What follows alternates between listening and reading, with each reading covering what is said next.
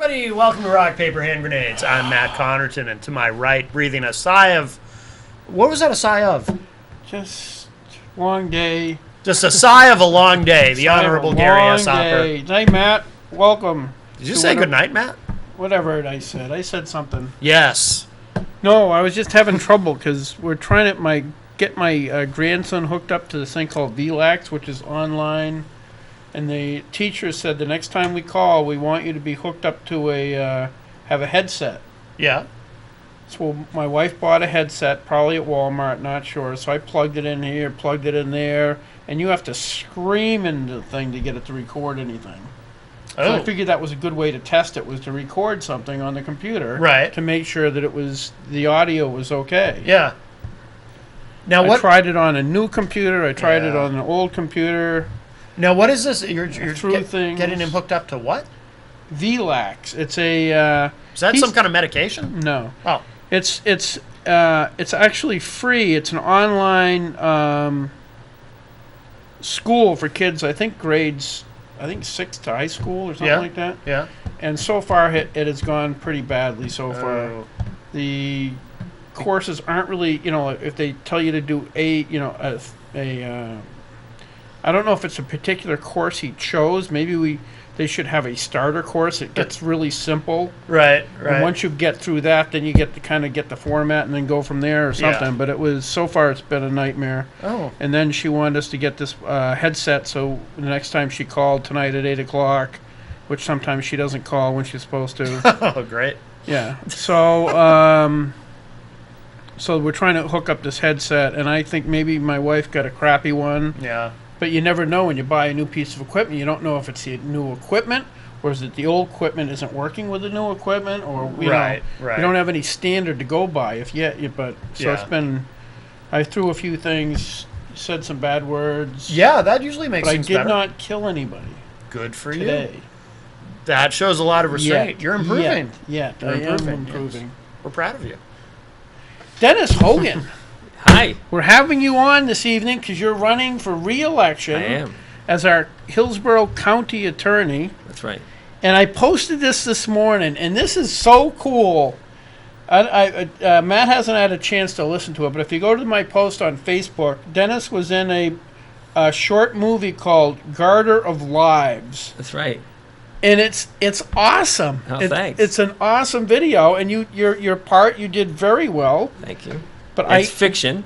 Yeah, I hope so. Yeah, well, just so people know. I mean, but anyway. I think I say a swear in it, which is not common for me. No. So it was very common for me today. Who was this, and how did you get hooked up? Okay, so my son Ethan has been friends with a guy named Dakota since high school, and they've been making movies and winning awards. Okay. As student movie makers. And his friend Dakota has stayed very serious about it and really is trying to get into the movie industry. And so he's actually been an actor in a German daytime soap or something like that. Oh, no kidding. No way. That's wicked cool. Yeah. That's cool. So he had this idea. He wrote it, and he was the director of it, and Ethan was his part of the help in the thing. And one day they were picking Ethan up from my house, and they stopped and talked to me, and they said, there's this part where a guy who's old enough to own a place that would have a pool, we have this part. You wouldn't be interested in that, would you? And I'm like, hey, I'm willing to help. That sounds like fun. Yeah. All I asked them was, do you want me to cut my hair now? Or you want me to let it keep growing? And they never told me, so my hair kept growing. Right. And it's a lot longer in the movie than it is. Yeah. And I like to keep it, actually. Yeah. And so I play the fictional character of Woody, who is supposed to own the pool, where this Garter of Lives guy is just enamored of lifeguards. And he can't pass the written, but he is just in every other way, pretending to be a lifeguard, even though he's really only hired there to clean the pool. Oh, and so as they show him, I think my part, I can't laugh at my part because I'm looking at me, but I think my part's supposed to be funny because you don't find out that he's sort of a goofball until I explain what he's really supposed to be doing. Yeah. And so I think what I'm saying is funny, but I watch it and I don't laugh because I'm looking at me. So Yeah, I don't know how that works. yeah. I don't know how that works for real actors, but that's the way. A lot of our actual. Well, now you're a real actor, so you can't say you don't know about real actors. But anyway, I think a lot. I've heard a lot of actors say they can't even watch their own movies. Yeah. Oh. It's just. I can see that if it's all them and they just feel worried about it, I can see that. Yeah. But it was that. It's hard to be. It's difficult to be objective about yourself. Right. You know, when we have make decisions to do things, and then from an outside perspective, wow, that was really stupid. But at the time, it seemed quite logical. You know what I mean? Mm-hmm. I'm sure you deal with a lot of people who have made those same choices. Well, oh yeah, that's who we deal with at the county attorney's office. Exactly. Now, is it everybody's reformed by the time they're talking to us? It was just that moment in time where they made that bad decision. That seems like 90% of the people. Now, how long is the film? It's not a full length. No, it's not a full length. It like might be 15 minutes. Yeah, maybe. As little as 5. No, it was longer than that. Yeah, I thought it was 15. Yeah. I don't know. See if I can make it go on. I bet. And and it's there are other people that I know that are in it that just help. Who is the main actor? Is that your son's friend? No, the main actor, whose name is it? James Stewart or something like that? Something common, like another actor's name. Yeah. Okay. But I forget what it is right now. But he did a great job. He's great, yeah. But he was somebody that Dakota met while working on another project. Okay. And knew he was a serious actor. The girl who plays, or the young woman who plays the one giving him the written test, she's also a regular actress. And then the rest of us are pretty much just amateurs. There's one of the little girls that is not in need of help. Even though he's saving her, that girl has played in the Peacock Players down in Nashville, so she's a regular amateur actress. Right. Oh, she's cute too. Yeah. Wicked cute. Yeah. Oh, that was just, beautiful. Yeah. So it was fun to do, and I mostly I wanted to be supportive of the young guys trying to do something. Yeah. That they really have their hearts in. Yeah. No, that is cool. Yeah. Anyway, I just saw that I was going because I'd seen something before where you had posted about you were being complimented on. Yes, that's what I really want people to watch. Yeah, that's the video I really want people to see. I actually looked for that to post it, but I couldn't find it. Right. So I says, well, this is actually cooler. But yeah, it is. That's true. It's cooler. Yeah. But so what was that? What was the video? The video where as soon as I got into office, there was some people called me and said, "Geez, we don't like the way things ran before you got into office. We want to come talk to you."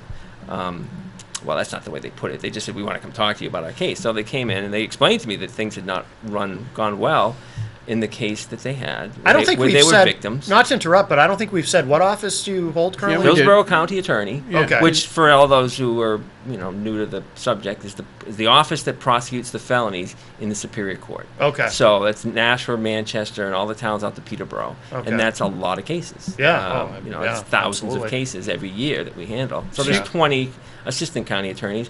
There's 6 or so victim witness advocates. And there's 20 staff people that that help out as well. Wow. So, I'm not doing it all myself. You're in charge of a lot of setting, people. Yeah, it's a matter of setting a culture for the office and letting people work within that culture. And I think it's a culture they want because they want to be doing their job well. Well, come to find out with these people that are in the video, the job wasn't done well, and really it came down to because the previous county attorney sort of took it on himself to short circuit the system. So, once I learned about that, I tried to put it back together. And they were very appreciative of just the fact that I said, oh, I see what the problem was. What do you mean short-circuit the system? Well, the case was one of 8 EMTs going out to an emergency call, but the person they got called to help ended up beating them and injuring them severely. Right. And the person had a mental illness, obviously. Maybe not obviously, but, well, there's a mental health court, and the county attorney decided that, that would be a great thing for that mental health court. So they immediately put it in the mental health court, which is basically writing off any felony, anything for the injuries. So they never went through the process of getting a victim witness advocate, of getting a prosecutor from my office to explain to them what would happen. It just was short-shifted right over to the mental health court, which it should not have been. The mental health court is not for violent offenders. It's for non-violent offenses, so that people public urination, that sort of thing, won't have to keep going back to the district court, right? For things things like that. They want to, okay, you've got a problem, you've violated the law. We're going to work on your mental health, okay? Right, yeah. I mean, that makes total sense. Right. Yeah. So what he did did not make total sense. It was just and I'm not sure why he did it, what the rationale for doing it was, but it was done and it shouldn't have been done. So, I listened to them. I told them, if there's anything we could do, we would. And at some point, the person did not follow what they were supposed to do in the mental health court, so we brought it back into the Superior Court and started prosecuting on a felony basis. So, okay. And that's, so it was just that little thing of letting the office run right. Mm-hmm. Because that's all I'm trying to do. I'm trying to get justice, right? And because I, grew up as a middle child, and there's always that scraping going on. I always just kind of grew up with a general sense of what's right and what's wrong, and trying to keep things fair and equitable and even, right? Yeah. Or at least even treatment. So, motivated by that, I always make sure the office is non-political and just trying to do what's right, not based on whether we're going to impress somebody outside the office or which way the political wind is blowing. Never look into that stuff. And same for when I hire people. I'm just trying to get the best people for the job, not asking them what their political affiliations are. Well, what would be the point, for me to get somebody in there who just agrees with me? If they're not good at being a prosecutor, right? We're just going to sit around and talk about how much we agree with each other, and the work doesn't get done. Yeah, and that shouldn't be a partisan thing anyway. It shouldn't be, but you get the sense that it has been in the past with people, in the first term that I had to deal with. I get the sense that maybe that was part of the hiring process. I don't know. But, it's not the hiring process anymore, which is why we're able to handle so many cases. But so they appreciated that is all it amounts to. And I said, gee, would you be willing to say that, when we'll do a recording of it? Because I don't think people understand. It's like, if you're doing a job, like as a legislator, you do your job. Now you're up for re-election. If you just had your job and it was for 20 years, you wouldn't care. You just keep doing your job.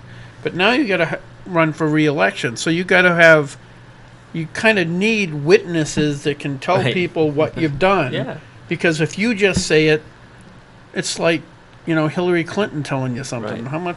What's the point? Right. And somebody told me, oh, you should do that some more. But the thing is, I didn't ask them to come forward. Right. And the people that are getting the service now will never know that there was bad service changed to good service. They're just failing, the service as it should be, the way I've established that it's supposed to be, right. And the way my staff always wanted it to be anyway, right? I didn't change anything that they were doing and what the top was doing. So it's not like I can go out and get other people. They came to me and said, we'd like to do whatever we could do to help you. And so that's great. I put the camera in my son's hands again, and he went out and made that video for me. Oh, that's pretty cool. Yeah.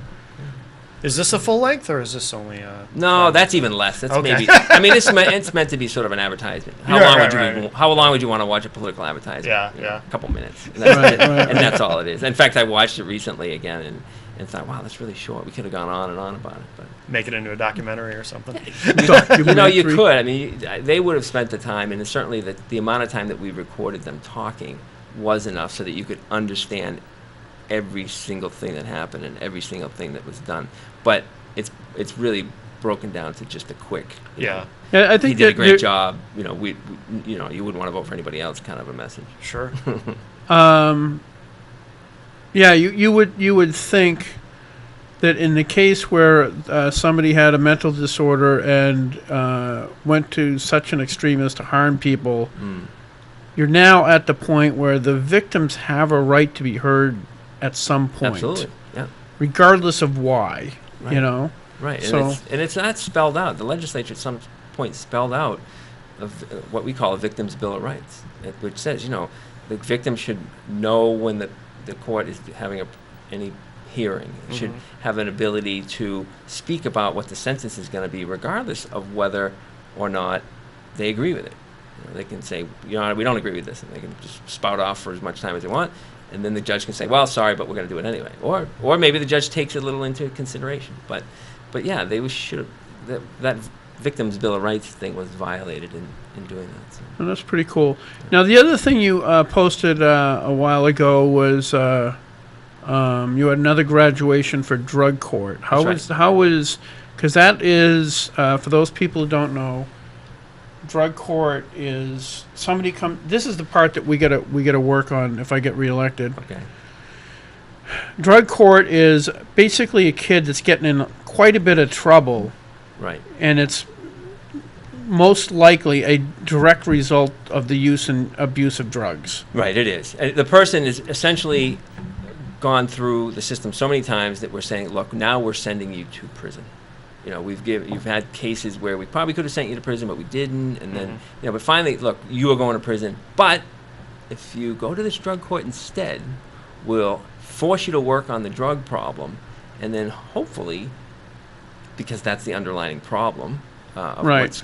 And I say what causes them to do things, and people have taken exception to me saying causes. Look, I agree that it was their own decisions to get into drugs, and I definitely am against that. And please don't do drugs from the start, right? Right. But we as a society are having to deal with these people who are now in the addiction process. So when I say causes, the addiction is, they're going trying to feed that addiction, and feeding that addiction, they're going and stealing, and they're going and doing bad things. And so if we get rid of the underlying addiction, maybe we can get rid of the underlying creation. For me, of all those darn cases, right. There's far too many of them. Yeah. But for the society, all those robberies and burglaries and assaults and all the other stupid things that they do because they're intoxicated. Yeah. So it's a lot of work for them.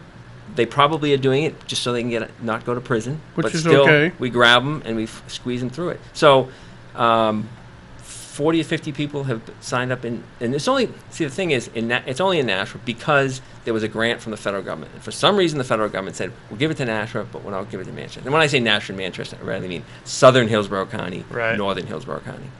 So... And it's new, right? Relatively new. Relatively, at this maybe point. 24 months going down there in Nashua. That's longer than I thought. They've had 2 graduations, 3 people, and then 3, which you're talking about, what I posted recently.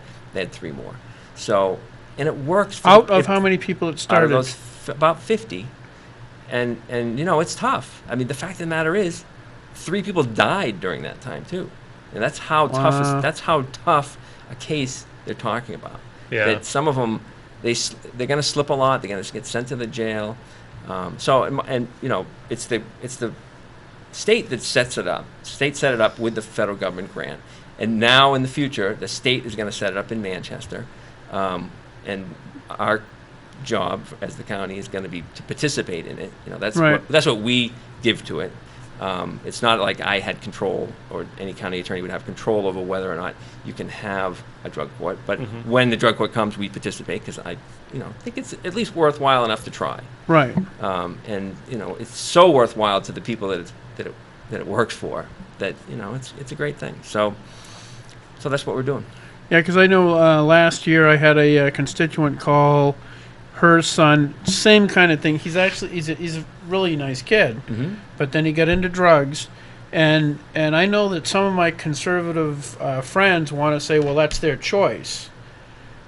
I look at it differently. I see the choice involved is first of all, it'd be good if they could understand, not to justify it, but to understand it. Yeah. Which is 2 different things.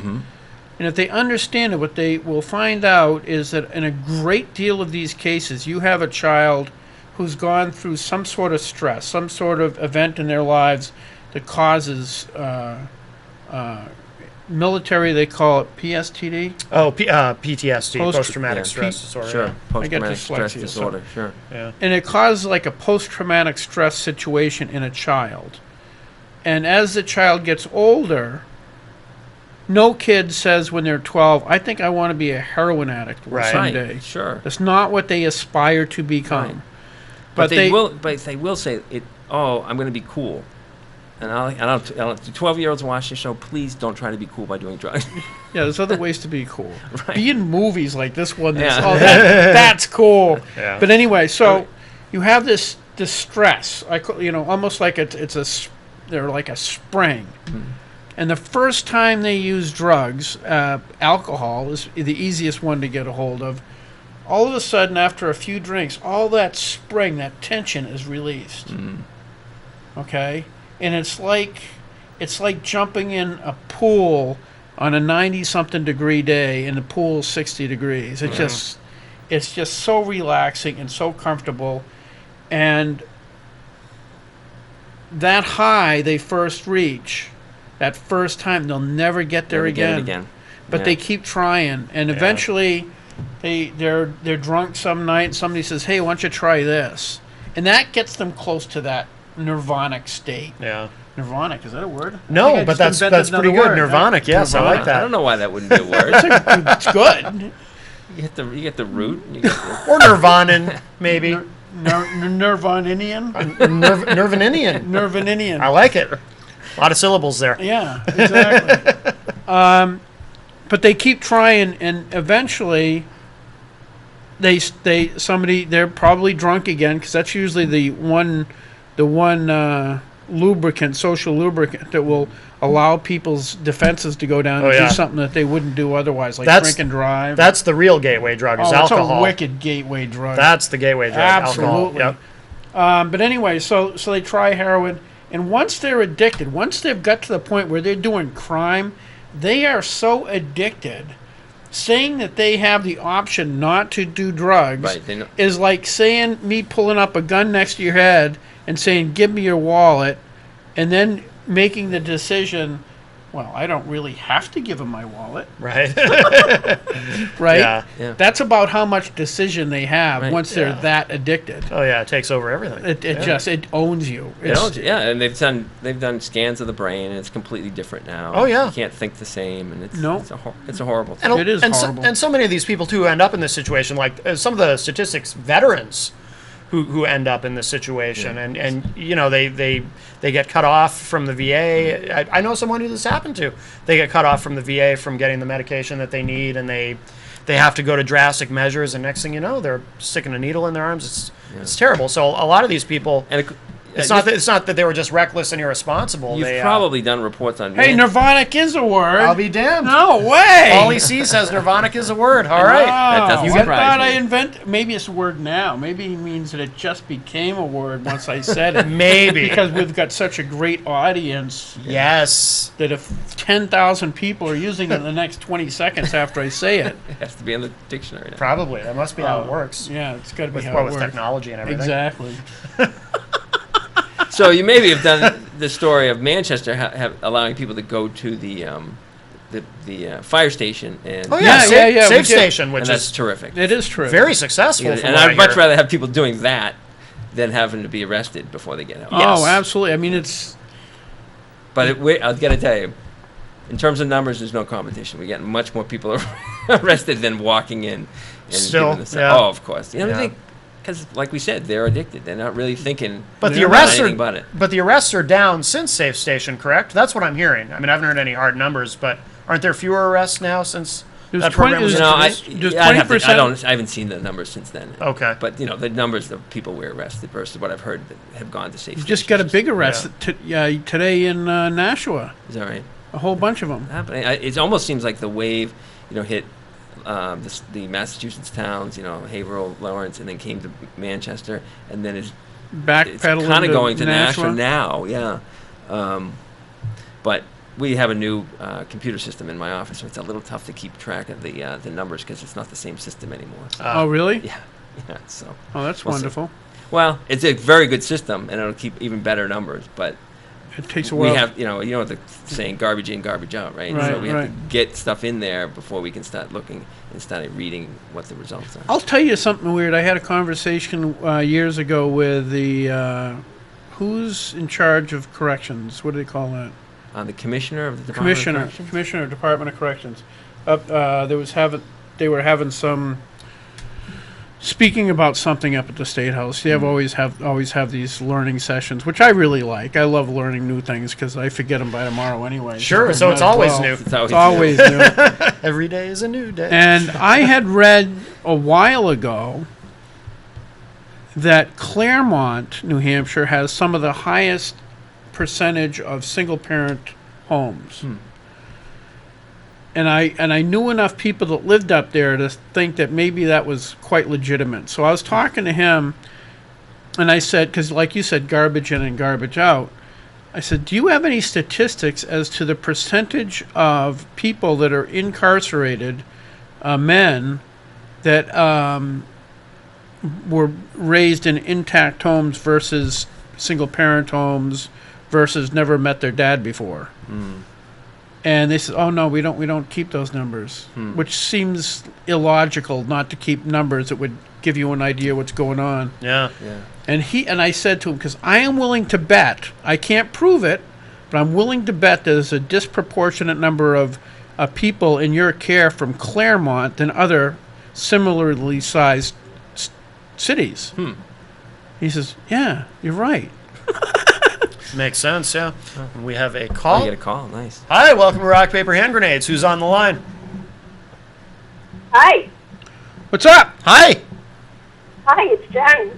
Hello, Jen. Welcome. Hey, thanks. I was listening to you guys, and I wanted to back up to where you were talking about the epidemics that we have going on in the city, in our state. I mean, the simple fact is New Hampshire is pretty much one of the worst states right now. Yeah. You were talking about changing legislation, and unfortunately, one of the things the legislature did in a very knee-jerk reaction to the heroin epidemic is to place the onus on providers. And also, by doing so, they lowered the amount of medication that is allowed to be prescribed to patients no matter what the circumstances. Yeah. And that carte blanche action literally cut the allowed amount for patients in half. Right. For some patients, that actually forces them into the streets to try and get relief from pain and suffering. It's not just people who use to abuse or get high. It's people that are suffering and are denied access to quality pain care via the legislature getting in between patients and their doctors. Right. I think that was like you said, a knee-jerk reaction. It was a reaction to the idea that I don't know when that started. You were in the medical field, so you probably know better than I do. But a while ago, one of the criteria for patients when they went into an ER and they left to determine whether or not that ER was providing adequate services was the quantity or the intensity of pain they were feeling by the time they left. But you have to understand that in the medical profession, the fifth vital sign is pain. Right, exactly. Pain elevates blood pressure, elevates heart rate, right. Can cause all kinds of crazy problems in the body. And in 2015, 2016, the legislature passed law that stood in between providers and their patients, carte blanche, cutting their medications that are allowed. And that, in and of itself, caused a lot of people who are hurting and suffering to resort to going to the streets. And in addition to that, with the restrictions on the use of medical cannabis that are in place, patients that could be served by something else that obviously works. The science is there. It's been there. I mean, just look up any medical journal, you'll find it. That also exacerbates the amount of people that are ending up going to the street looking for illegal substances. The way to stop abuse isn't to put people in jail. It's to change our thinking, to treat those who are abusers, but not make those who are suffering in pain pay for those who abuse. Right. Yeah, and we're generally, I think, all uncomfortable with the government being involved in our medical care anyway, you know, correctly. You know, not happy with that. As a county attorney, you're going to need to weigh in on issues of this sort because you're supposed to prosecute them. Right. You know, so I would hope that you would go up to the legislature and speak for patients, for citizens that are out there that have cancer, that have muscular dystrophy, that have horrific diseases that ravage them. Jen, on top of that, our government turns them into criminals. Jen, do you have any idea what, because obviously this only affects a certain percentage of people with chronic pain. Because not everybody... No, not really, because you got to remember, you're trading off. You're telling people it's okay for doctors to prescribe oxy. It's okay for doctors to prescribe morphine, Dilaudid, all things that can take a life. But you can't prescribe a plant that may be better for that person, less addictive, And over time, Right. they don't I get know, so but this used to it that they're taking increased amounts of opiates and narcotics. Okay. And then you have to understand, too, So in other words, the minute a patient puts on a fentanyl patch, they're addicted. The minute they put on a fentanyl patch, they're addicted. okay, Jen. So you're okay with the restrictions on the opiates? You just wish that was. No, I'm not. No, I'm not okay. Okay, so you think they should have prescribed more opiates and more pot? They included everyone.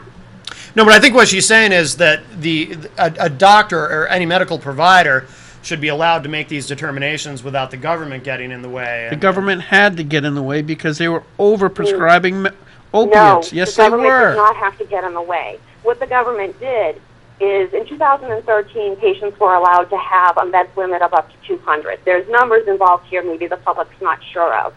In the 2015 legislative year, the legislature, in its apparent wisdom, and I don't know where they got their medical degrees, cut that number to 100. You have patients who have cancer out there who can now not get the 200. Can they not go back and get it? Stage 4 cancer patients, they have long-term treatment. Stage 4 is there's no cure. Stage 4 is long-term treatment is to keep you as live as possible. But they now can only have half of the medication that was used to prevent them from suffering. I just had the legislature. One of my good friends just died of stage 4 cancer, and he was very effectively medicated up until he passed. That happens at end of life with hospice care, and then the rules change as far as the administration of medications for comfort. But as far as a doctor handing you a prescription when you're walking and talking with stage 4 cancer, absolutely not. The legislature cut your prescription in half. Carte blanche. You took away, in the knee-jerk reaction, the legislature took away the doctor's ability to make any judgment at all. Right. So a patient who's not abusing, a patient who's coming in and never asks for an increase of their medications, they're simply maintaining whatever it is that they're suffering from, right? Well, I disagree. They're now cut in half. Yeah, I think some modifications, but I don't disagree with the premise.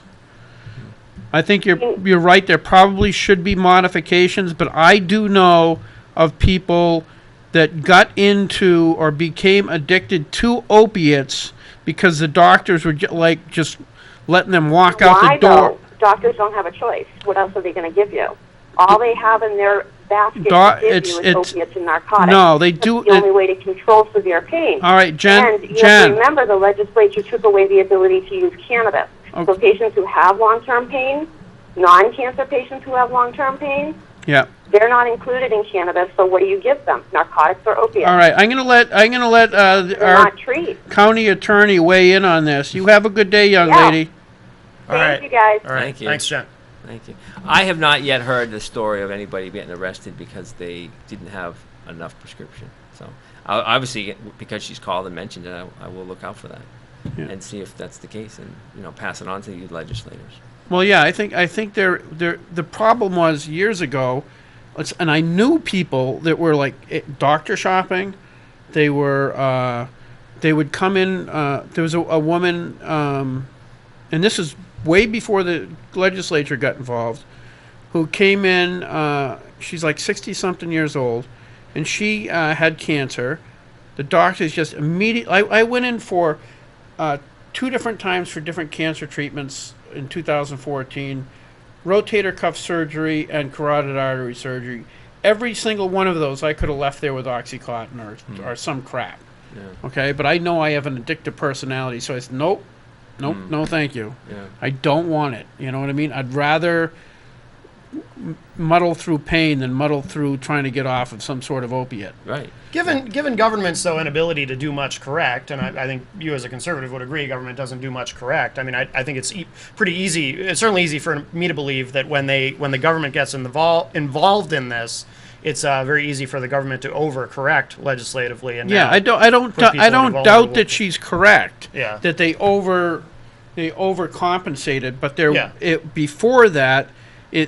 Opiates were being way overprescribed because their main criteria, like she even admitted, was how much pain people are in. Mm-hmm. Well, it's a lot easier to deal with some pain and take cotton pick and Tylenol than it is to try to get off of opiates, because those are some of the people that are ending up in your court. Right. One of the things we saw was the indictments for possession went from a lot of names that we could barely pronounce, which were usually prescription drugs, and then you passed the thing restricting people from doctor shopping, as you say, and all of a sudden all those indictments with the strange names went away, and we started just seeing heroin. Wait, say that again. The indictments for people having possession of really strange, long chemical names. So possession, you mean, in other words, somebody, it's like Matt you catch Matt, he's high, and he's got this bottle. He has it. It's not prescribed to him. Right. Okay, so it's a non-prescribed. We had a lot of those type of possession charges. Okay. And not so many heroin charges back in 2011, 12, say. Right. And then you passed the legislative the legislation that restricted people from being able to doctor shop. In other words, you had the pharmacists were able to put the information into a database, and they were able to check each other and know what was going on. So if somebody came in, they basically say, okay, I'm going to check this with the database. And from what I understand, some people would just leave. But they could tell you've already been prescribed something by somebody else. That stuff was no longer on the street so much. Okay. Because it was being restricted. Because one of the things people would do is they'd get it, and they wouldn't just get it for themselves, they'd get it and sell it. And it was all over. And that was restricted, is what the point I'm trying to get to. That was restricted. The market for it dried up. But there was still a market for drugs, and so then we started to see the heroin. Oh, okay. And then it was the fentanyl came sliding in and started killing people. Yeah, because I know... so there is, like she said, there's unintended consequences. I don't know.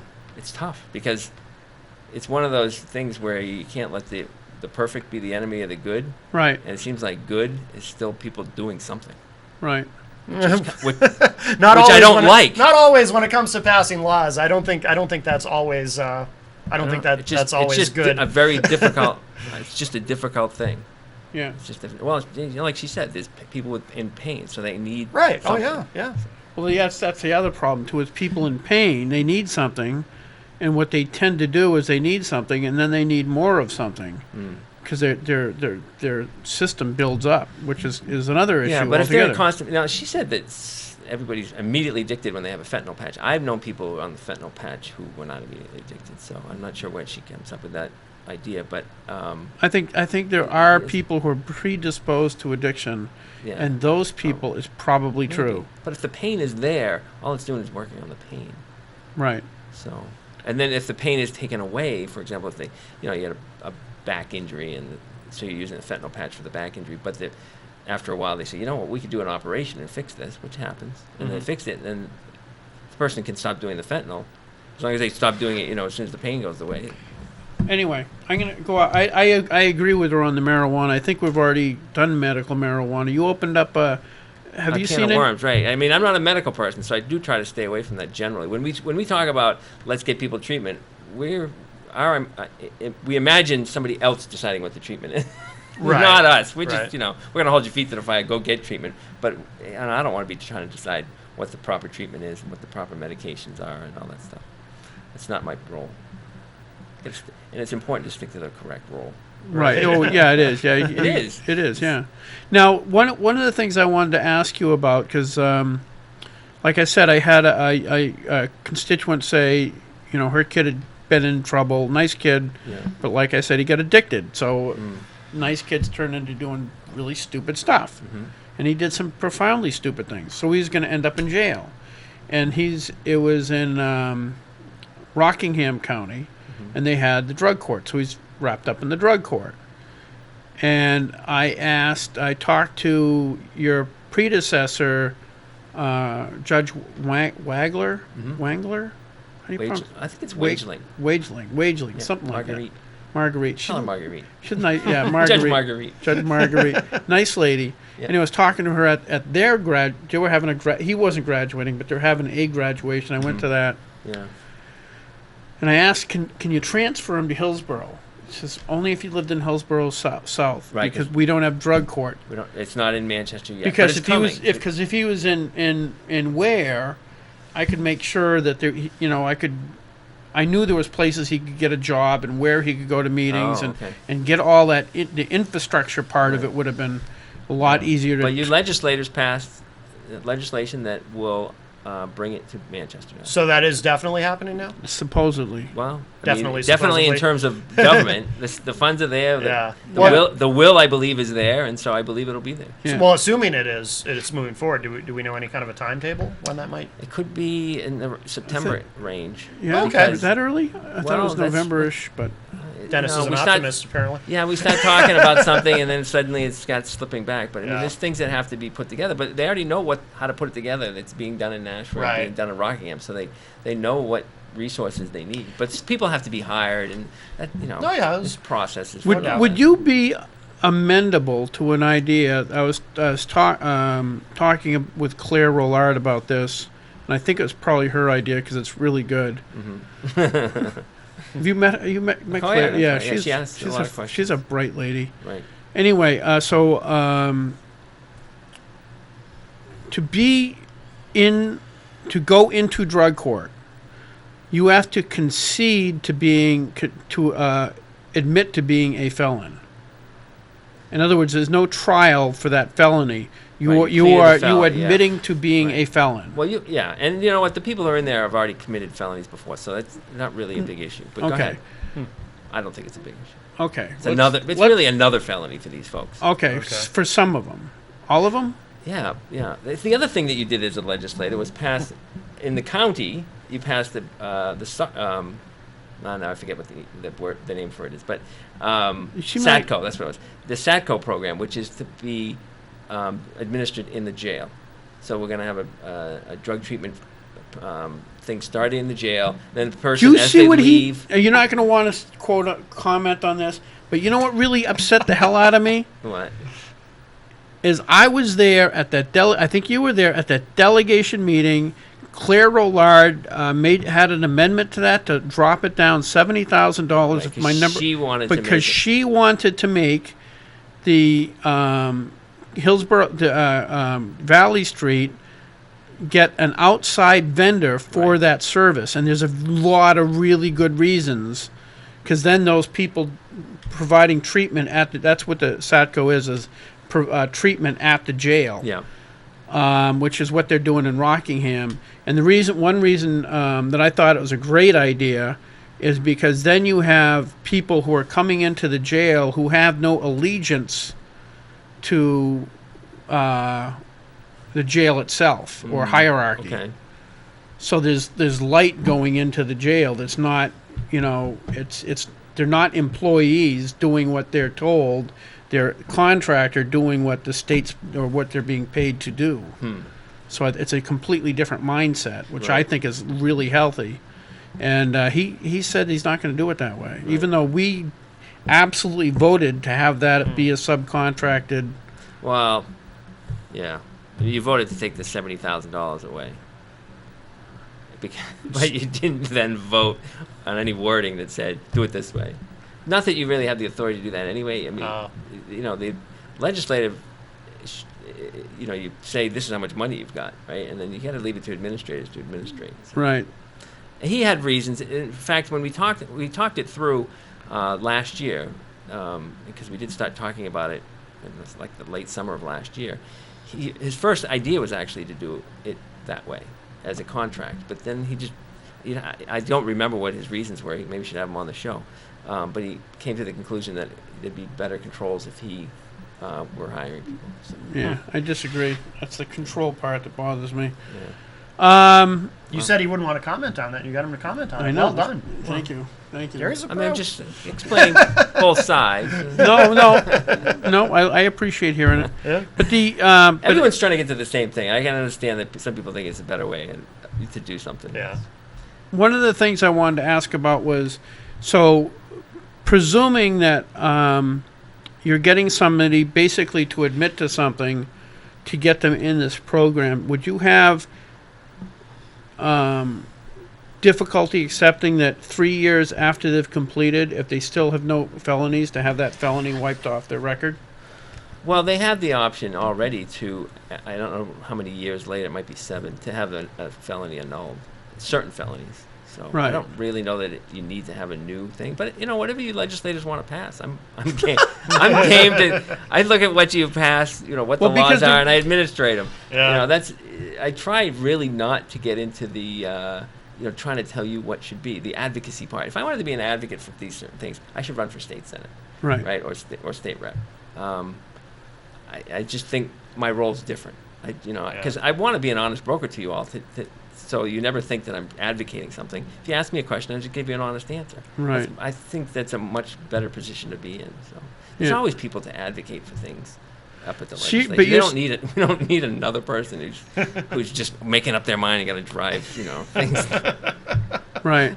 I have something to do. I can administrate this department that's very, very busy. Yeah. So you're I saying think I'm doing a good job of it by staying focused on that. So you think that But if you want to do it, I think it would. It would be all right. I mean, I think as you start to talk about it, you realize, well, there's these felonies and there's these felonies. Are we really going to let somebody, just claim that this felony is just eliminated? You're going to start debating it amongst yourself, and you're going to end up with seeing some problems. There's some that you're going to say to yourself, well, we don't want it to be that. If somebody does something like that, it should stay on their record. Right, but the difference is because we don't take those anyway in the drug courts right now. But the difference is though that these are people that you say you can go to jail or you can go to this, but first you have to admit to this. Prison or this, yeah. And so you can go to prison or you could admit this. So you're, in some regards. Well, they know that they did it. Do they? Yeah. Yeah, because obviously they have the option of a trial. Okay, if they're just like, I didn't do that, and I don't have a drug problem, let's go to trial. I don't know. I mean, if you were in the wrong place at the wrong time, and you're looking at going to jail, and your lawyer has already told you, dude, you don't have any witnesses in your favor. You saying you didn't do it is pretty irrelevant at this point. You're going to jail. And then you give them the option of going to jail because they're you're forcing them to admit to something that likely they did. Yeah. I agree with that premise, but you are kind of blackmailing them into it. I certainly hope they don't go to drug court if they don't even have a drug problem. But that might be a waste of our resources. We don't want them to do that. That's a waste of the resources. True, but in the example Gary gave, that might be the best option. That would be. I hope that doesn't happen. I certainly, because I'm very cute, would rather go through drug court than go to jail. Yeah, you're too pretty for prison. I'm way too pretty for prison. But you have to, like I said, you have to work. Would you agree with that statement? Too pretty. We're all too pretty for prison. We're all. He even avoided that one. I know. Yeah. That one definitely has to be avoided. Yes. Yeah. But yeah. So how many years have you been doing this? Almost 4 now. Yeah. And I like to say, I'm doing a great job because there's nothing about me in the newspapers. That is true. Yeah. That is true. Yeah. And I try to do it in the way it's supposed to be done, and not by making waves in headlines. Didn't you? I thought you were in, and then you lost in 2000. What? 12. 1 in 10, lost in 12, 1 in 14. Okay. Yeah. Now, do you? So it's been 4 years, but not 4 consecutive years. Okay. Which is really very interesting as an attorney. I left with a lot more confidence as an attorney, and then of course came back with even more confidence because I was, that confident attorney for 2 years on the private sector, and then came back again, so I even had, more confidence in what I was doing, and the method I had used in the first 2 years, I had even more confidence in doing it that way. Was that a hard decision to run again after having been there and then losing and then... To be honest, I made that decision when I looked at the results and said, my God, I didn't lose by that much. Oh, really? Yeah. Well. Yeah. Well, the thing is in 2012, you had that massive influx of voters, and some of them say are from Massachusetts, who were sitting there going, click, click, Democrat, Democrat, Democrat, Democrat. I don't know, but we know that there are a few people. I mean, down in Nashville, apparently there was a legislator who had people claiming her address, and they were actually in California. So, California, really? California dreaming. And I don't know how many. I was at the polls in 2012. I saw a guy drive up with a Michigan license plates on his car. I don't know what he did. And so I'm not asserting anything because I don't actually know whether these things mattered at all because I don't know how anybody voted. Right. But we know that the laws are a little they are too lax in New Hampshire for voting. I mean, for somebody to just be able to come in and say, "Yeah, I just moved here yesterday." I don't know. And they go, "Oh, okay. There you go. Here's your ballot." And then 2 days later, they go, "I think I'm going to leave New Hampshire." I mean, that we know is legal. Right. Well, why would you not do that if you really, really wanted to make sure that your guy got the Electoral College votes from New Hampshire, and your guys are going to win Massachusetts? Right. Well, I think it's kind of funny that Democrats are all tweaky about one man, one vote, and how important it is not to restrict anybody at the voting place. And yet, when Hillary walked out of New Hampshire, she had the same amount of delegates as Bernie Sanders, even though he cleaned her clock. Yeah. Mm-hmm. And then we nothing find says out that party politics has to be fair. No. Well, And The party just has to nominate somebody. Those are the rules. Right. Yeah. And whatever way they do it. Yeah, the DNC got caught. Oh, yeah, Debbie Big Wasserman time. Schultz, and then Hillary turns around and hires her for the campaign, which is, to me, it's like a big middle finger to the Bernie people. It's wow. Oh, yeah. Just it's the looking arrogance bad. of it is incredible. And the funny thing is that now to try to divert things, they try to blame Trump and or Russia. I thought that is funny. It's like to blame Russia. It's like somebody gets raped, okay, and then instead of turning around and looking at the person who raped them and blaming them, they blame the cop for catching them. Well, there may be some legitimacy to the Russia connection. I mean, yes. would not be the first time they've. But it's irrelevant. Well. It's very irrelevant because, first of all, I don't think it was. You can't blame Trump on it. I know. I agree with you there, but no, because if I was Trump and I had somebody grab that information or told me about it, I'd say hold on to it. Right. About 3 days before the election in November, let's let it go. Right. Let it fly. This will be wicked fun. Right? You wouldn't release that information. Right. Well, if he was really trying to win, I still don't think he's trying to win. But that's You still think Trump's trying to win? I don't think Trump's trying to win. I don't think Trump really wants to be He's been president. saying that forever, though. I have. I believed it a long time. 6 months ago, I probably would have agreed with you, but he seems to be putting in an effort now. Yeah. I don't think so. He doesn't campaign in swing states. That's one of the biggest pieces of evidence to bolster my case. I got an email that said he was in Pennsylvania. Oh, I'm glad he finally showed up there. Good for him. What's the time? He campaigns a lot in places like New York, which he has no chance of winning. Texas, which he'll definitely win. Yeah. I don't think he's trying. Okay, all right. But anyway, I think if it was, I think one good possibility is you have a lot of the Bernie supporters are young. I bet there's a whole bunch of them that can figure out how to hack those emails. Yeah, that's the age group that's really good at doing that sort of thing, and then fed them to Assange. I think that's one So possibility. WikiLeaks doesn't tell us where he gets his No, info? they don't. well, tell- of course no. not. No. Now, the other thing I think is very possible is there was a whole group of FBI agents that worked on that investigation on Hillary. Oh. Okay? And they looked into everything. Mm-hmm. There's a lot of them, from my understanding, that are really BS because they know they had enough information enough evidence for an indictment and a conviction on mishandling of classified information, secret information. Mm-hmm. One of them probably had access to that information, and one of them, I think, is very likely the one who actually released it to WikiLeaks. Very possible. It does Because make sense. They're frickin' BS. They want that woman not to be president because they see what a danger she is to society and to the government itself. So I think there's a lot of possibilities, and I don't think we may never know. we may probably not. Dennis. Dennis. Somebody can hack WikiLeaks. Yes. Oh, can you do that? Oh no, I can't get my cotton picking headset to work on my computer. Oh, that's right. So Okay.